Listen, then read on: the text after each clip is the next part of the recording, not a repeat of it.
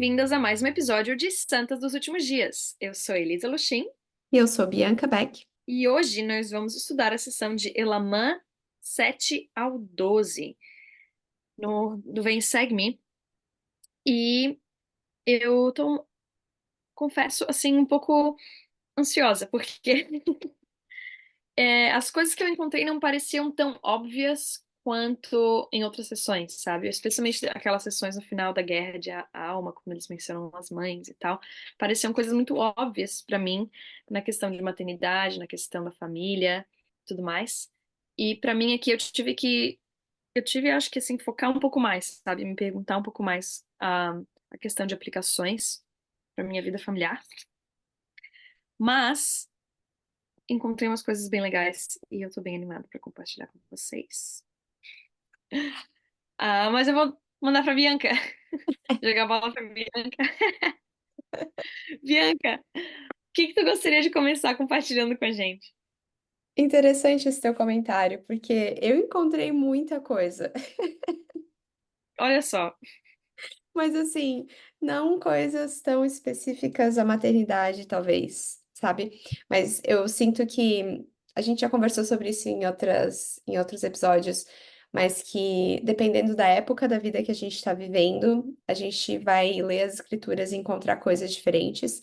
E eu acho que as demandas que eu tô tendo na minha vida nesse momento fizeram com que eu conseguisse ver, encontrar princípios que cabem para minha vida, agora, e que não são necessariamente relacionados à maternidade. Eu acho que essa é a beleza, né, de a gente ter as escrituras, ter a companhia do Espírito Santo, a gente receber revelação, é poder ter realmente essas experiências que são únicas e diferentes dependendo da época da vida que a gente tá. Mas teve algo que eu achei muito interessante, e na verdade tá no capítulo 7 e no capítulo 8. Então talvez eu precise de um tempinho assim para explicar todo o pensamento.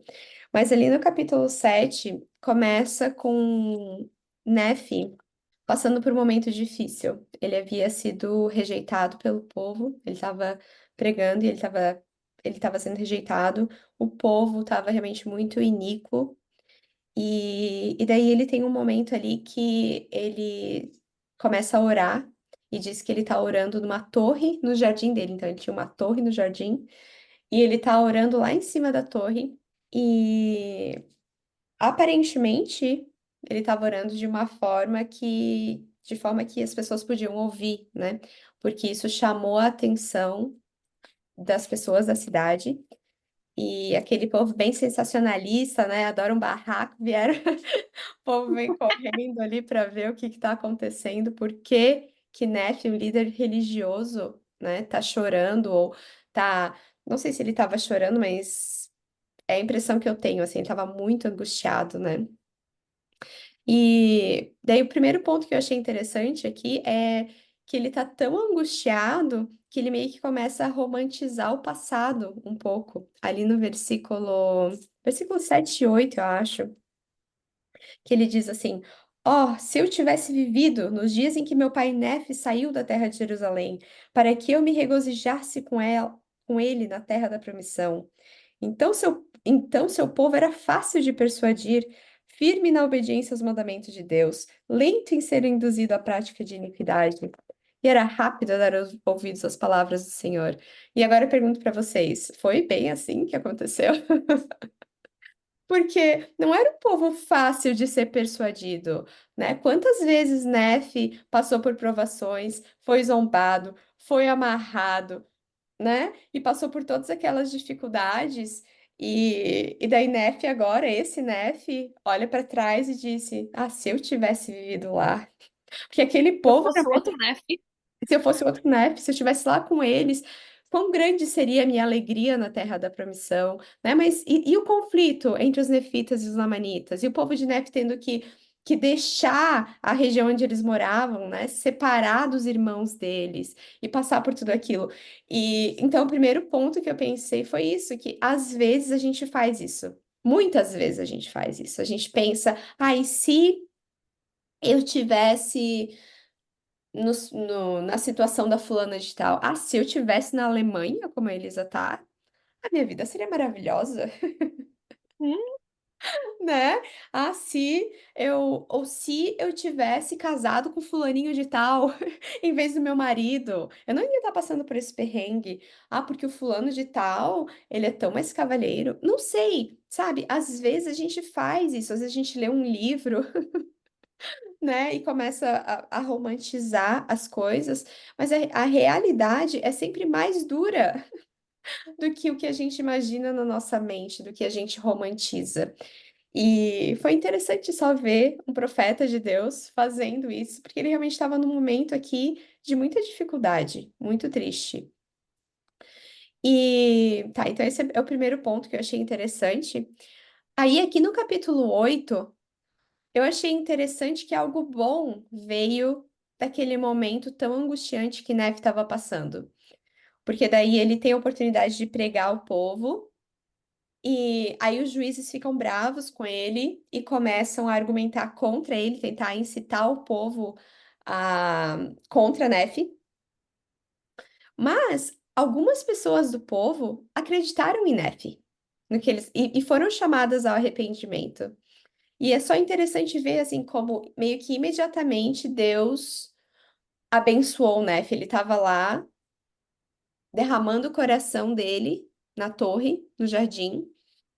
Não imaginava que ele iria fazer meio que um, Huawei?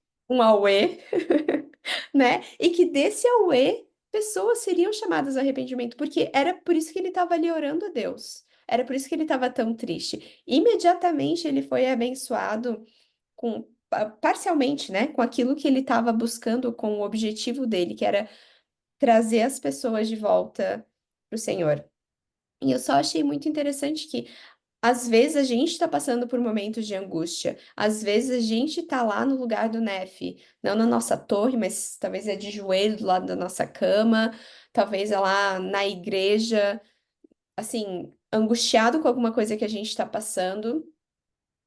E eu sinto que muitas vezes o Senhor nos mostra as ternas misericórdias dele, talvez não de forma tão clara como foi aqui.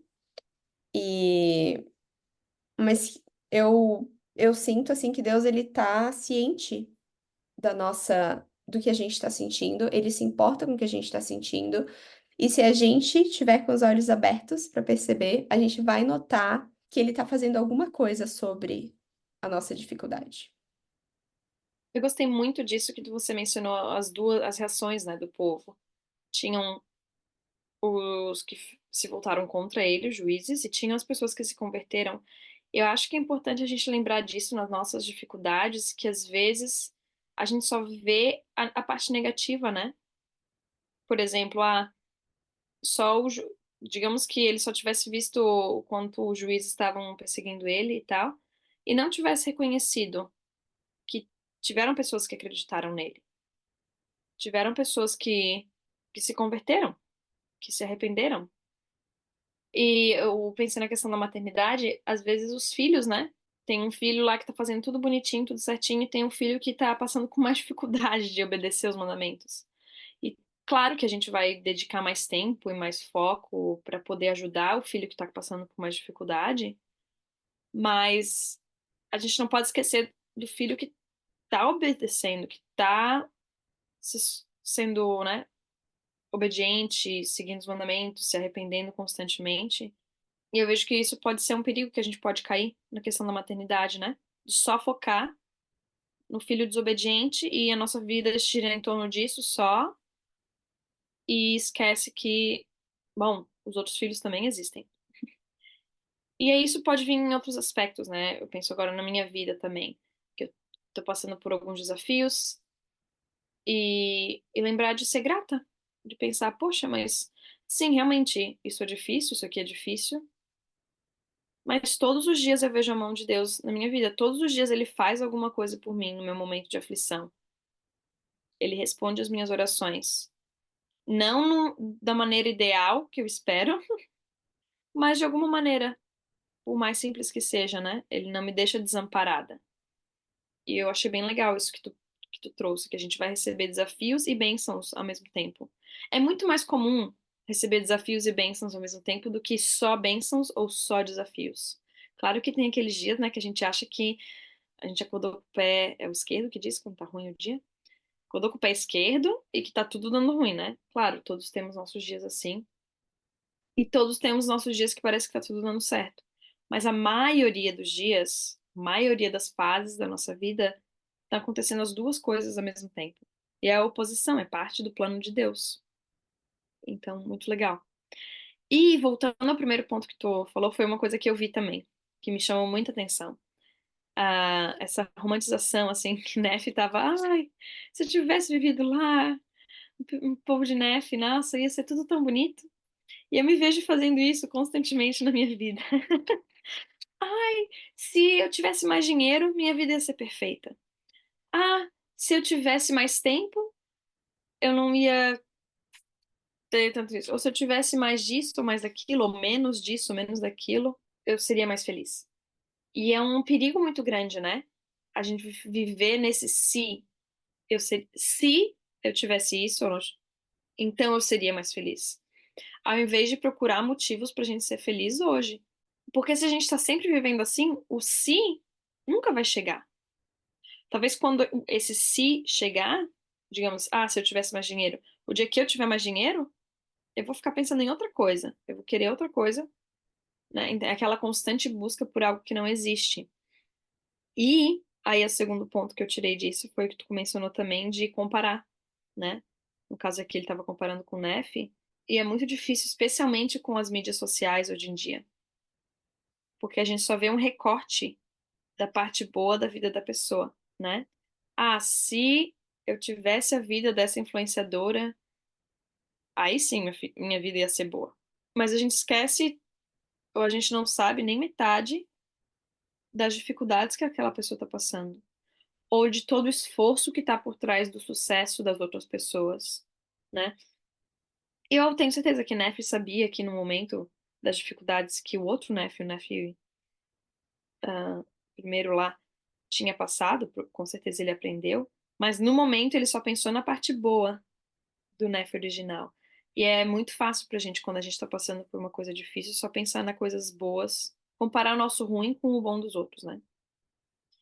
E é um perigo, é algo, uma armadilha, eu sinto assim, uma armadilha Satanás muito forte pra fazer a gente viver na miséria, que é o que ele quer, né? Que a gente seja tão miserável quanto ele é. Gostei muito, Elisa. Eu não tinha pensado sobre essa parte da comparação, mas é muito importante lembrar. Outra coisa que eu queria compartilhar, que eu achei muito legal. Na verdade, eu aprendi sobre isso em uma aula em uma classe de inglês na faculdade, que é sobre como você alcança o público-alvo quando você está escrevendo alguma coisa, como que você atinge o público, como você faz com que as pessoas fiquem engajadas com algo que você está falando, né? E eu encontrei aqui enquanto o Neff falava, esse padrão que eu aprendi na faculdade, que é você fazer o apelo emocional, um apelo lógico e o apelo espiritual ao conversar, ao escrever alguma coisa, quando você está tentando argumentar ou convencer alguém de alguma coisa, né? E ele começa com o apelo emocional, ali no capítulo 7.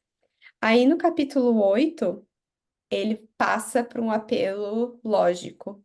Ele começa a falar: olha, eu não sou o único que estou falando isso. Vocês lembram de Moisés? Vocês lembram de Abraão? Vocês lembram de Zenos? E daí ele começa a citar exemplos de outros profetas que tiveram revelações similares, de coisas, de fatos que aconteceram.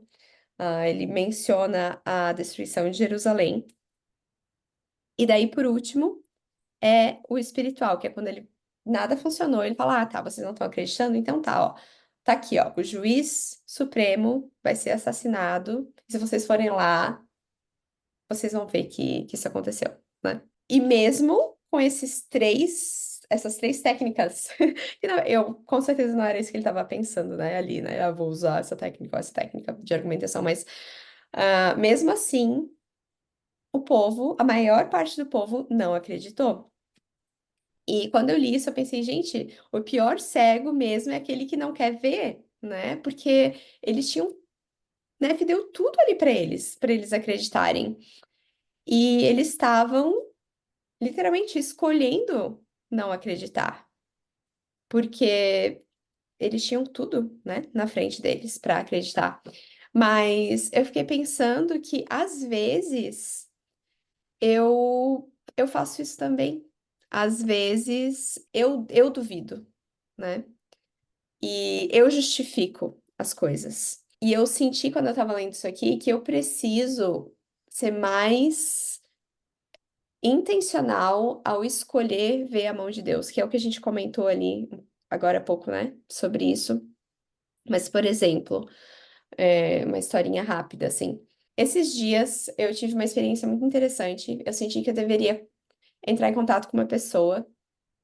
Eu liguei pra ela e ela estava precisando de ajuda. E eu poderia simplesmente pensar, foi uma coincidência, né? Mas eu tive o sentimento de que eu precisava ligar pra ela. Eu escolhi, naquele momento, ver a mão de Deus. Eu escolhi, não pensar que foi uma coincidência. E eu tenho percebido que quanto mais eu faço isso, mais eu percebo a mão de Deus. Quanto menos eu dou uma desculpa e falo, ah, não, mas não pode ser, né? É, foi uma coincidência. Quanto mais eu faço o contrário, mais eu fortaleço a minha habilidade de ver a mão de Deus na minha vida, no meu dia a dia. E é interessante porque daí, quando você faz isso, você não precisa de provas cada vez mais concretas, né? Pequenas coisas te movem, pequenas coisas fazem o teu coração ser tocado. Quanto mais a gente é como esses, os juízes aqui estavam sendo, ou a maior parte do povo estava sendo, né? De precisar de vários tipos de argumento, de prova atrás de prova, mais duro o nosso coração fica e mais difícil é para Deus conseguir nos tocar. Mas quanto mais a gente é que nem aqueles cinco, né? Porque depois aqui no capítulo 9 a gente lê que tiveram cinco que acreditaram e que foram lá. Na verdade, eles foram lá para checar se o juiz havia realmente morrido. Daí eles acreditaram, caíram por terra. E daí depois eles começam a testificar para as pessoas, né? Então, quanto mais a gente for que nem esses cinco, acreditar naquilo que está sendo dito, apesar de que no caso deles, eles foram lá e viram, né? Mas mesmo assim, eles escolheram acreditar. Mas a gente vai poder ser influenciado pelo Espírito. Eu gostei muito do que tu disse, porque a fé é uma escolha. Acreditar é uma escolha. E a gente toma a escolha antes do sinal vir. Claro que, né? Eu acho que tô pensando aqui na minha cabeça, nos meus miolos, né? Qual a diferença de buscar experiências espirituais e buscar sinais, né? Acho que quando a gente busca uma experiência espiritual, a gente já tem a predisposição de acreditar, né? Eu sei que a experiência espiritual está lá, ao meu alcance, à minha espera, e eu tô fazendo as coisas que vão me ajudar a ter a experiência espiritual. Aí, enquanto você tá buscando um sinal, é mais assim, ah, não vai acontecer. Duvido que aconteça, né? Aí você está esperando o sinal. Então, você já tem essa predisposição da dúvida e da falta de crença, de fé. E é claro, eu não quero dizer aqui que ter dúvidas é ruim, é bom que a gente tenha dúvidas, é bom que elas vão nos impulsionar a buscar respostas, impulsionar a ganhar conhecimento, impulsionar a aprender mais, né? Mas eu acho que é importante quando a gente tem essas dúvidas, pensar de onde elas estão vindo e como que eu posso fazer com que essas dúvidas aumentem a minha fé, ao invés de diminuir a minha fé. O que eu tô pensando aqui, com muitas pessoas que decidem, né, deixar a igreja ou deixar de acreditar em Deus, né? Porque muitas pessoas às vezes, não é nem deixar a igreja, elas deixam de acreditar que Deus existe, que Jesus Cristo existe. E o que eu vejo é que o viés ou a perspectiva delas tudo que elas veem é através de uma perspectiva, de um óculos de descrença, né? E aí sim, vai fazer muito sentido a perspectiva delas, digamos, né? Elas vão ver tudo por uma perspectiva de descrença, e é o que acontece aqui com esses juízes. Porque Neve vai lá e diz: não, o sinal vai ser esse, e vocês vão encontrar e ele vai estar morto, né? E o sinal é real. As pessoas vão, encontram, ele está morto. Só que tem os que acreditam, que inclusive, né, eles caem por terra aqui, os 5 homens. Mas tem os juízes que não acreditam. O mesmo sinal, o mesmo fato, lentes diferentes. Os outros, eles duvidam. Daí eles vêm com um argumento por trás para questionar aquele sinal, né? Então, para esses 5 homens foi uma experiência espiritual, digamos, né? Confirmou para eles. Eu não sei as intenções deles, aqui não fala antes, ou talvez fala. Aqui fala, mas então, quando viram, acreditaram. Mas eu sinto que a intenção deles é, não, parece que o que ele está falando é verdade, vamos lá confirmar. Enquanto os juízes, eles estão procurando maneiras de desacreditar. Então, quando eles descobrem lá que está morto, eles, não, mas eu. Então deve ter alguma coisa de errado aí. Esse Nefe deve ter tramado com alguém para matar ele, para usar isso como um sinal. Então, só isso assim que eu penso. Quando eu converso com pessoas que não acreditam mais, os argumentos delas, olhando pela perspectiva delas, sim, faz sentido. Às vezes eu penso, tá, tu tá certo, né? Joseph Smith, eu acho que ele era um louco mesmo, olhando assim pelo que tu tá me contando, por todo esse viés, né? Olhando dessa perspectiva, faz sentido, né? Mas eu tenho que lembrar que eu estou olhando da perspectiva que eu quero acreditar. E no final é uma escolha minha, né? É, tive experiências espirituais já que confirmaram, sim, tive, mas às vezes é muito fácil esquecer elas, é muito fácil eu me questionar, é muito fácil eu ter dúvidas, é muito fácil eu me deixar levar por essas perspectivas de dúvida. E eu tenho que lembrar, gente, isso já beneficiou e trouxe muita alegria na minha vida. E quer saber? Hoje eu vou escolher acreditar. Ponto final, né? E aí quando eu começo a olhar o Evangelho de Jesus Cristo, as Escrituras, pela perspectiva de acreditar, as coisas fazem muito sentido. Então é interessante porque às vezes a gente também começa a entrar nesses debates, né, com alguém que não acredita versus a gente que acredita, e tenta um convencer o outro, e no final, gente, não faz. Ninguém vai convencer ninguém, porque é uma escolha. É uma escolha que a gente faz, acreditar ou não acreditar. E é simples assim. Mas outra coisa que eu gostei ali no capítulo 9 é essa história aí toda dos 5 homens que foram e encontraram, né, o juiz morto. É no versículo 8, né? Porque eles encontram o juiz morto e eles caem por terra. E aí no 7 diz: E eis que o povo se reuniu no lugar da cadeira do juiz, e eis que, para seu espanto, viram aqueles 5 homens que haviam caído por terra. No 8. E então eis que o povo nada sabia a respeito da multidão que se reunira no jardim de Nefe. Então, é tipo, uma outra galera que não sabia sobre o que estava acontecendo na torre lá com Nefe, chegou lá e viu o juiz morto, viu essas 5 caras no chão, e aí o que que eles pensaram? Portanto, disseram entre si: Estes homens são os assassinos do juiz, e Deus feriu-os para que não pudessem fugir de nós. Então, eles tiraram uma conclusão totalmente errônea, baseado em uma foto, né? Digamos, uma imagem ali que eles viram. E aí levou eles a mandar esses caras aí, esses 5 homens, para serem aprisionados e tudo mais. E eu pensei de mim, quantas vezes eu vejo uma foto, uma imagem, um pedacinho da quebra-cabeça da vida de alguém e eu pulo para um julgamento, né? Pulo, poxa, sei lá, você vê uma mãe no mercado, a criança tendo uma birra e pensa, poxa, que mãe desnaturada, ou que mãe, essa mãe não sabe de nada, né?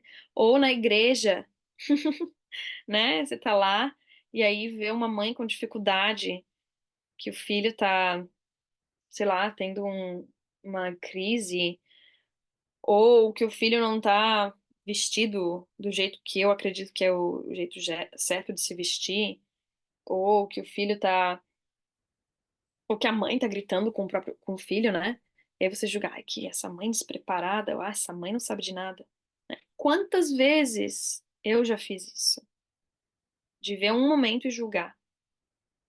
E quantas vezes esse momento que eu tô vendo e julgando é o que tá acontecendo aqui no versículo 8? Completamente fora do contexto. Eu não faço ideia do contexto, do que aconteceu, como que foi aquela manhã daquela mãe para conseguir chegar na igreja com os filhos, né? O sacrifício que teve por trás, ou talvez a situação que ela estava, ou o que está passando por trás na vida dela, no relacionamento conjugal, seja lá. Então, para mim, assim, foi uma, um tapa, um tapa na cara, um puxão de orelha, sabe, para mim, de parar de ficar tentando julgar as pessoas por causa de um momento e, e buscar ter mais compaixão, mais misericórdia e ver o contexto das pessoas. Isso me lembrou daquele discurso do Elder Uchtdorf, que ele, acho que se chamou O que é a Verdade, que ele conta a história dos 5 homens cegos que saíram para examinar um elefante, e daí no rabo do elefante e falou que era uma cobra, o outro pegou na perna, falou que era uma árvore, o outro pegou em outra parte, e falou que era uma coisa diferente. E eles ficaram ali discutindo porque eles tinham certeza do que cada um estava sentindo, estava pegando, mas eles estavam pegando em um elefante, em partes diferentes do corpo do elefante, né? E muitas vezes é isso que acontece na nossa vida, né? Claro, ele estava falando, ele deu esse discurso com relação à verdade e que a gente às vezes não vê o todo, né?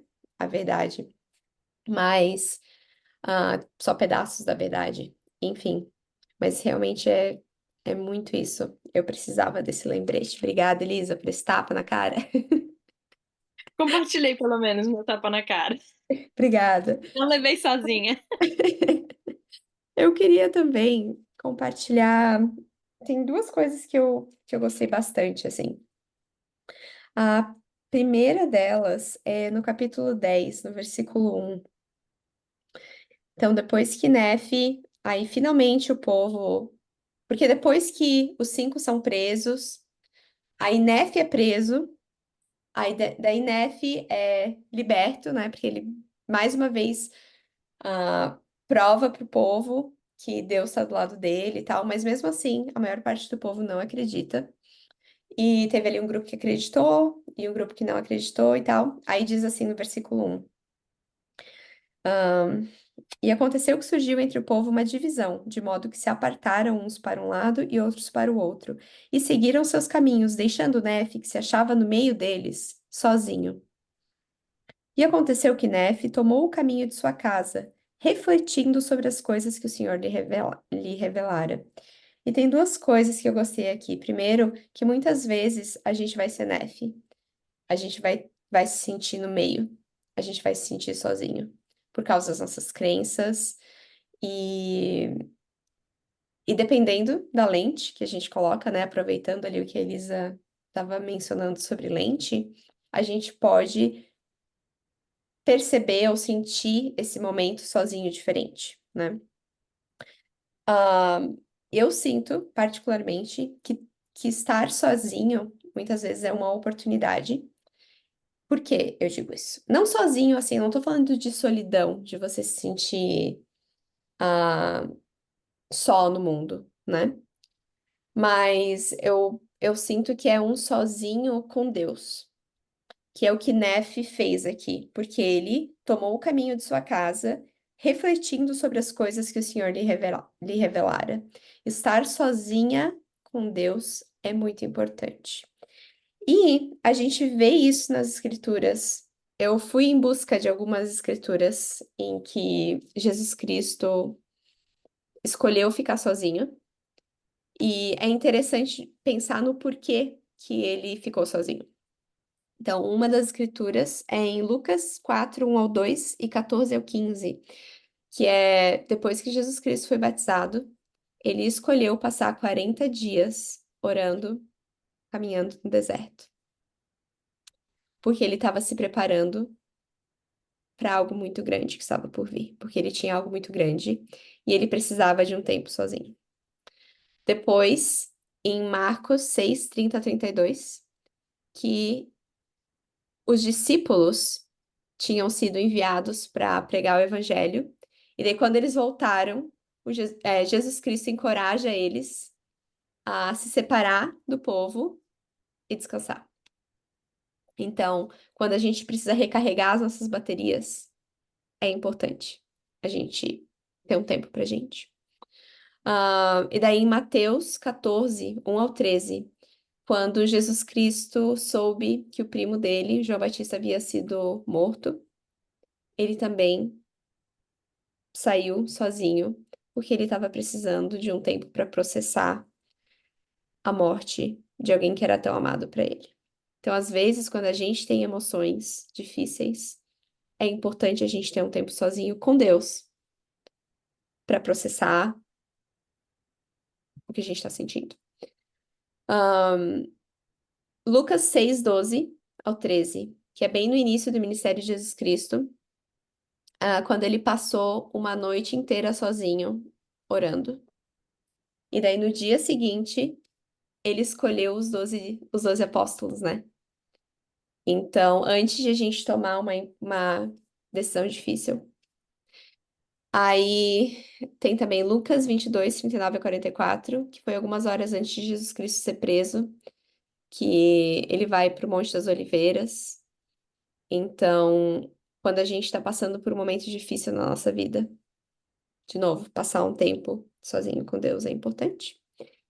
E também em Lucas 5,16, que é quando ah, ele passou um tempo sozinho de novo, orando. E na verdade isso acontece várias vezes, tem várias outras escrituras que Jesus Cristo se ausenta para orar, né? Que é quando a gente precisa focar realmente em orar ao Senhor. Enfim, eu me diverti fazendo isso, pesquisando esses momentos. E eu sinto que às vezes, como mães, como esposas, trabalhadoras, enfim, todas as coisas, os papéis que a gente tem na nossa vida, as distrações, a gente falou um pouquinho ali sobre a mídia social antes, a gente não tem tempo sozinho, a gente não tem tempo para refletir como o Neff fez. Ele estava ali caminhando e refletindo, né? Geralmente, quando eu saio para caminhar, eu saio com um audiolivro no ouvido. Eu coloco um fone e eu tô ouvindo alguma coisa. E, e quando eu li isso, eu pensei que eu preciso tirar mais tempo da minha vida para para estar sozinha ou refletindo, ponderando, seja lá qual termo tu quer usar para esse tempo, mas realmente sem distração, para ponderar, para passar com Deus, para processar, seja lá o que for que eu tô sentindo, porque é muito importante e necessário. Nossa, Bianca, eu adorei, adorei essa lista, adorei essa reflexão. Eu não tinha observado ela, mas eu fiz uma anotação aqui na minha escritura, porque eu gostei muito. Ah, essa ideia de estar sozinha ser uma oportunidade para nos aproximarmos de Deus. Porque eu sou igual tu, eu sou ligada no 220, sabe? Eu tenho acho que é uma ansiedade de querer estar sempre sendo produtiva, então. é, Se eu não tô na minha mente fazendo algo que eu considero produtivo, eu fico ansiosa, assim. E a gente esquece que estar com Deus é produtivo. Muito mais produtivo do que ouvir um audiobook de um livro de autoajuda, né? Muito mais produtivo do que qualquer outra coisa. Uma das maneiras mais produtivas que a gente pode ter é usar esse tempo para a gente se aproximar do Pai Celestial, para nutrir nosso relacionamento com Ele. E porque eu me vejo muitas vezes fazendo isso, do tipo, quando eu tenho uma oportunidade para estar sozinha, quando eu tenho uma oportunidade que os meus filhos não estão ao redor, ou que meu marido não precisa de mim, que eu posso ter só para mim, eu vou lá e encho com outras coisas. E, e o mais interessante é que nesse tempo sozinho, quando o Neff decidiu buscar a Deus, o que que aconteceu, né? É magnífico, é muito maravilhoso. É quando ele recebe o poder selador, quando ele recebe, assim, diretamente de Deus dizendo ali, né? Elogiando ele pelo esforço dele, dizendo que Deus está ali com ele e que ele teria o poder selador, que é um poder, assim, magnífico.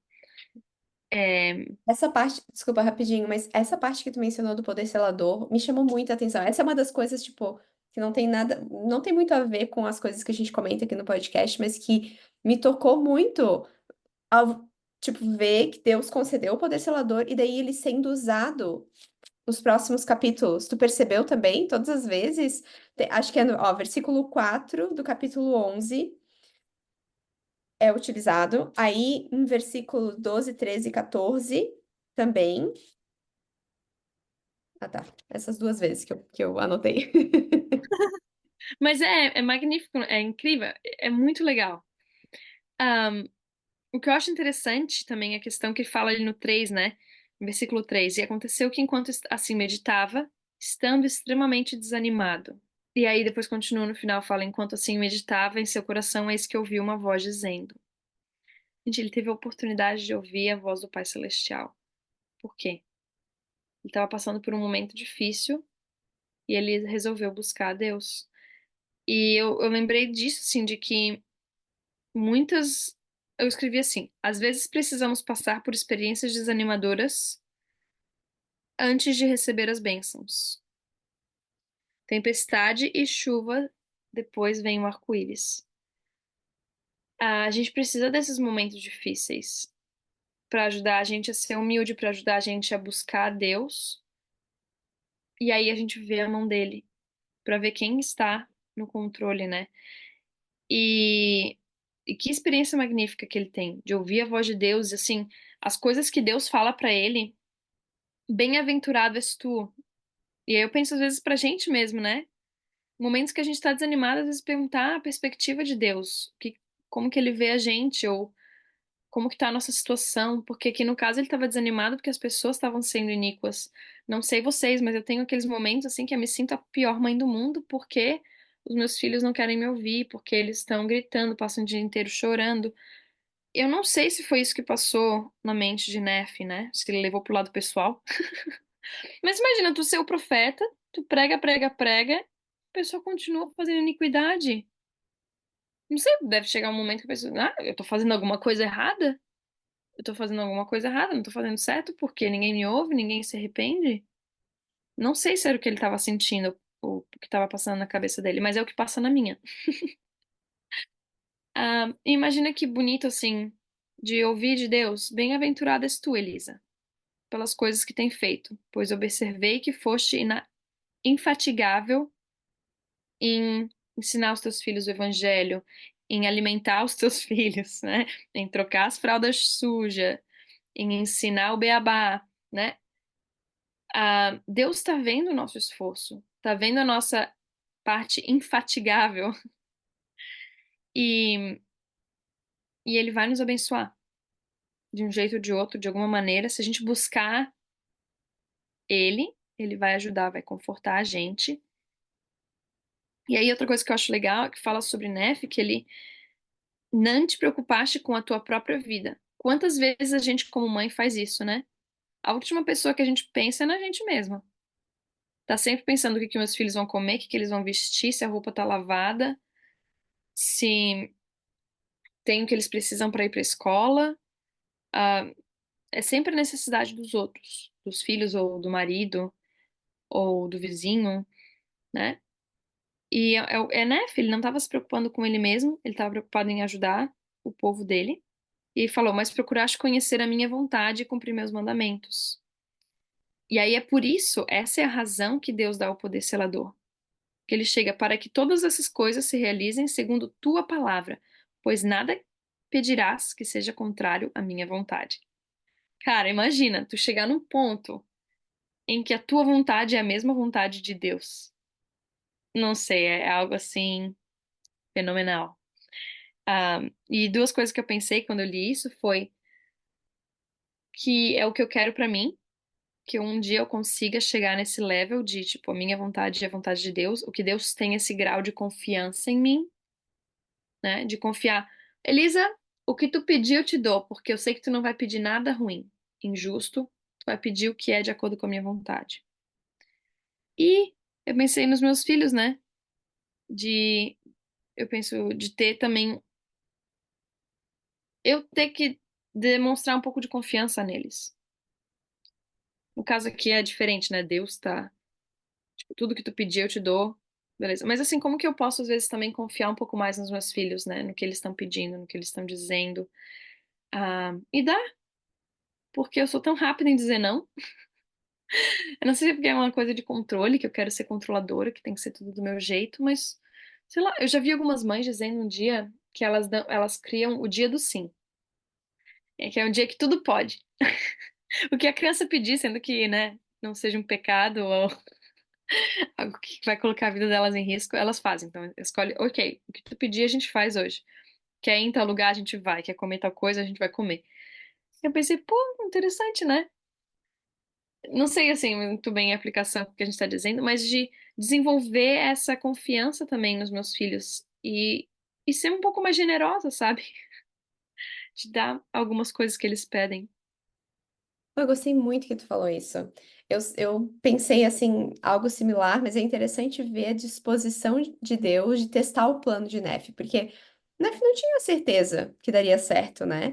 Mas ali no versículo 4 no capítulo 11 diz: Ó Senhor, não permitas que este povo seja destruído pela espada. Antes, ó Senhor, deixa que haja fome na terra para neles despertar a lembrança do Senhor seu Deus, e talvez se arrependam e voltem para ti, né?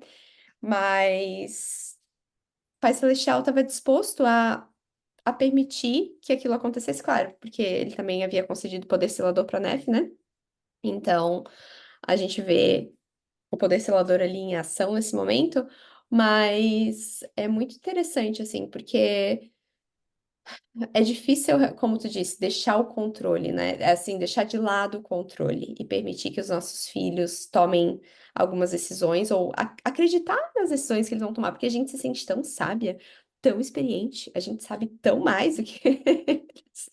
Porque a gente já viveu, porque eu já fui criança, porque eu já fui adolescente, porque eu já passei por isso, né? Que é muito difícil a gente acreditar que aquilo que eles estão falando vai dar certo, né? E mesmo que dê. Tipo, e mesmo que eu saiba que, tudo bem, ela vai tentar isso e vai dar errado. Tá ok. Mas ela vai saber que eu acredito nela, sabe, no potencial dela de tomar decisões, e minha filha vai aprender alguma coisa disso. E pode ser que eu me surpreenda, né, com ela também. Gostei muito disso. Outra coisa que eu queria comentar ainda no versículo 3 ali do capítulo 10 que tu mencionou. Primeiro, quem fala que meditação é mimimi, pode parar, viu? Tá aqui nas escrituras. Não, brincadeira. Mas a outra coisa que eu queria comentar é que, Nefe, então a gente leu ali, né? A Elisa leu que ele estava extremamente desanimado. Eu não sei vocês, mas eu tenho alguns métodos de lidar com o meu desânimo que não são muito saudáveis. Por exemplo, eu tenho alguns filmes, assim, de comédia romântica do Netflix, PG, tá? Que estão na minha lista. Quando eu tô desanimada, eu coloco um deles pra tocar. Eu sinto que a gente tá se tornando cada vez mais relutante a lidar com os nossos sentimentos de uma forma saudável, ou só sentir os nossos sentimentos. Porque quando eu coloco aquele filme romântico que eu gosto pra tocar, que eu já assisti 50 vezes, as 50 vezes que eu tava desanimada, eu não tô processando o meu sentimento. Eu só quero alguma coisa pra me distrair daquele meu sentimento. E, de vez em quando, eu sinto que tá ok fazer isso. Mas eu acho que é muito importante a gente aprender a sentir os nossos sentimentos e a processar eles.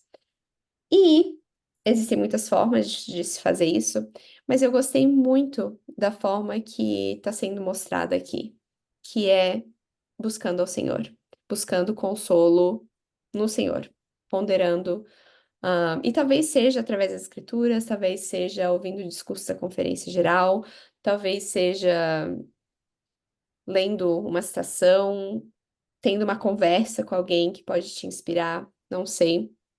Mas quando eu li, eu pensei também sobre os nossos filhos, porque eu sinto que, às vezes, como pais, a gente.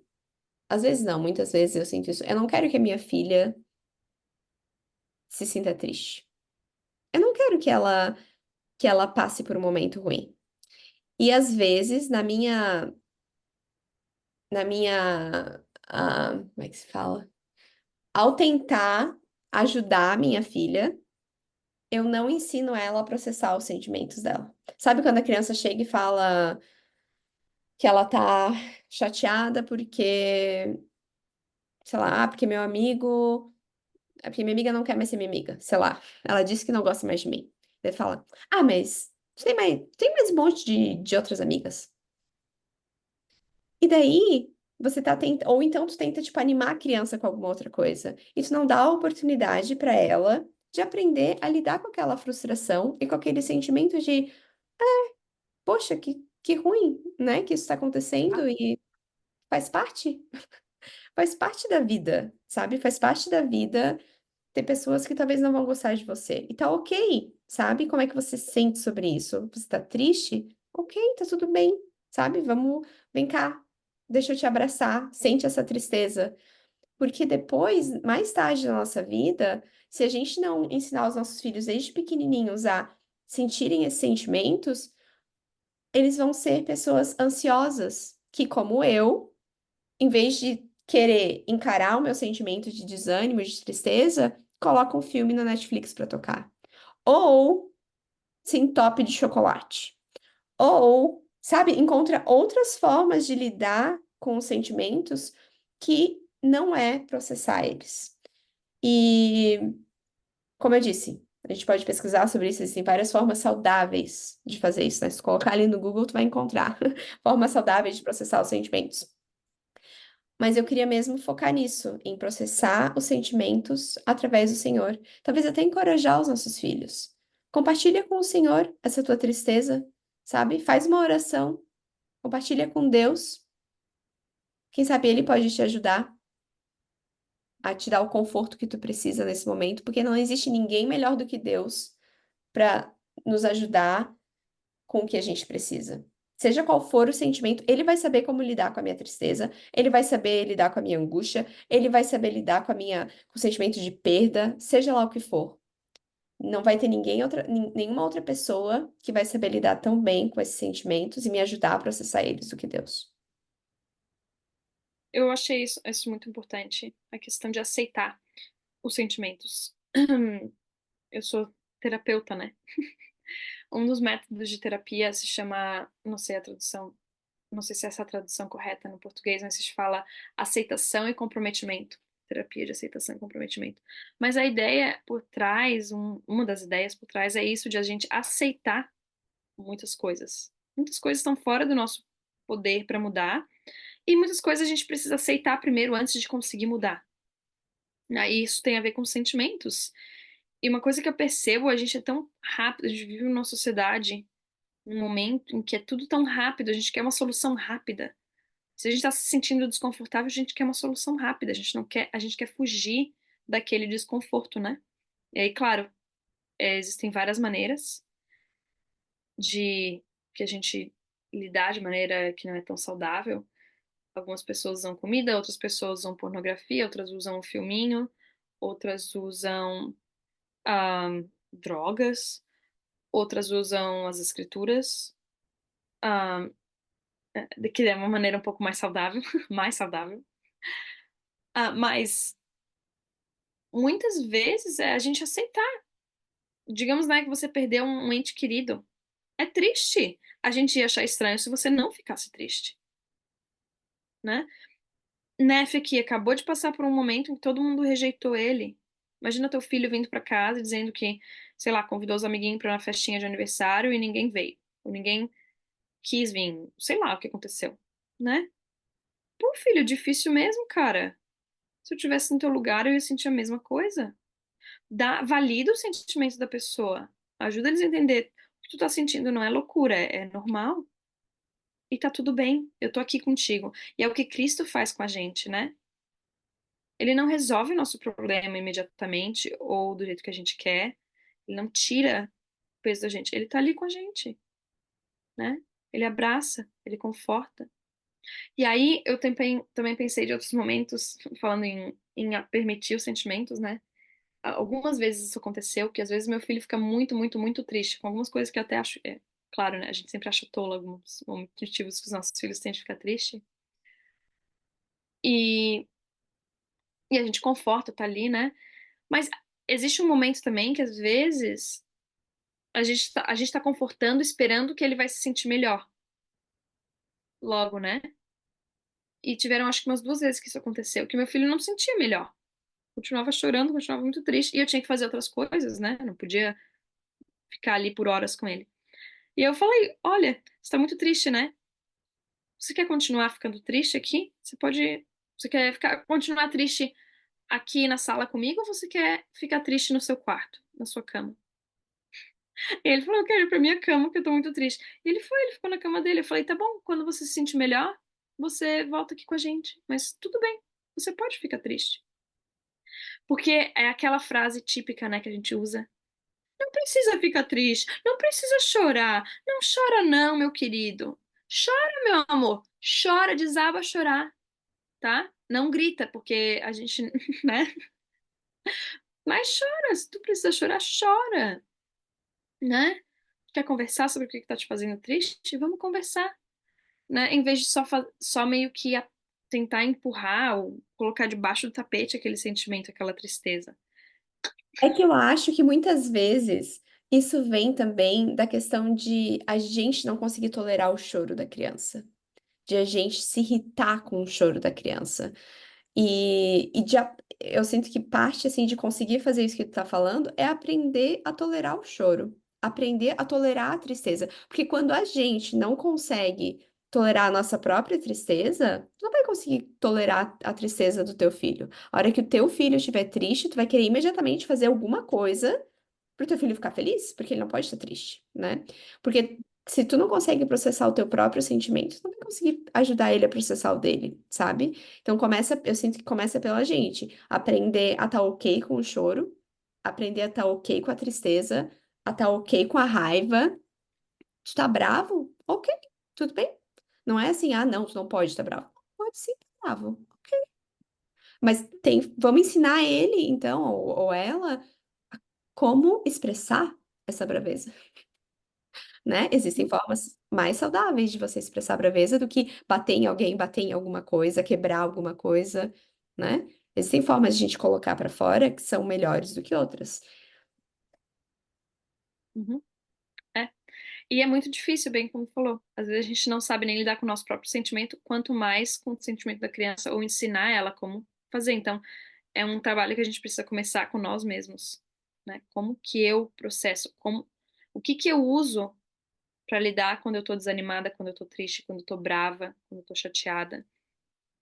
E Neff nos dá um exemplo muito bom de buscar o Senhor, né? Nesses momentos. Uma outra coisa que eu gostei nesse capítulo é a questão de que quando nós estamos desanimados com o nosso trabalho, eu escrevi: Deus nos envia ajuda para que continuemos fazendo o nosso trabalho. Porque o que acontece aqui, Neff está desanimado, né? E aí ele fica sozinho, ele medita, mas eu não sei. Se eu fosse ele, eu ia falar: quer saber? Eu vou só chutar o balde, porque deixa pra lá. O que eu tô tentando fazer, deixa pra lá. Ah, dá vontade de desistir, né? Mas, né, ele era um profeta, ele não podia desistir. Eu sou mãe, eu não posso desistir. Alguém tá dependendo de mim ali, né? Então Deus vem e ajuda ele, dá o poder selador, conforta ele, encoraja ele. Eu acho muito interessante ele no 12 o que acontece. Diz assim: E eis que então aconteceu que quando o Senhor disse essas palavras a Nefe, ele se deteve e não seguiu para sua casa. Então acho que ele estava meio que chutando o balde mesmo, né? Voltando para casa. Igual um missionário, que às vezes eu lembro na minha missão, às vezes tinha vontade de desistir, falar: quer saber, só vou voltar para minha casa.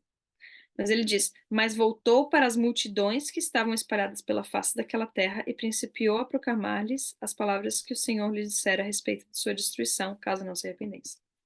Então, que eu sinto que isso que Deus pode fazer com a gente também, quando a gente está com vontade de só chutar o balde, desistir, a gente busca Ele, Ele pode nos dar esse ânimo, essa coragem para continuar fazendo o que a gente precisa fazer, continuar cumprindo com a nossa responsabilidade. Mulher, esposa, mãe, se você tem um trabalho que você precisa ir, um chamado, seja lá o que for, ele pode ajudar a gente a fazer o que a gente precisa fazer.